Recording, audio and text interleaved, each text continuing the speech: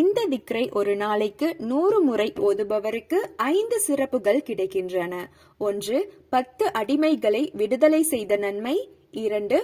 100 நன்மைகள் எழுதப்படும். 3. அவரது கணக்கிலிருந்து அவர் செய்த 100 தவறுகள் அழிக்கப்படும். 4. நாளின் மாலை நேரம் வரை ஷைத்தானிடமிருந்து பாதுகாக்கும் அரணாகவும் அது அவருக்கு இருக்கும். 5. அவர் புரிந்த இந்த நற்செயலை விட சிறந்ததை வேறு யாரும் செய்திட முடியாது.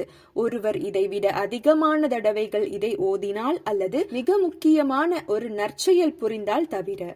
லா இலாஹ இல்லல்லாஹு வஹ்தஹு லா ஷரீக லஹு லஹுல் முல்கு வலஹுல் ஹம்து வஹுவ அலா குல்லி ஷைஇன் கதீர். பொருள்: வணக்கத்திற்குரியவன் அல்லாஹ்வை தவிர வேறெவரும் இல்லை.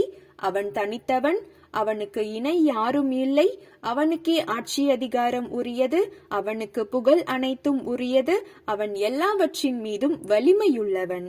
இந்த திக்ரை அதிகமாக ஓதி மேற்கூறப்பட்ட 5 சிறப்புகளையும் பெற்றுக்கொள்வோம் இன்ஷா அல்லாஹ்.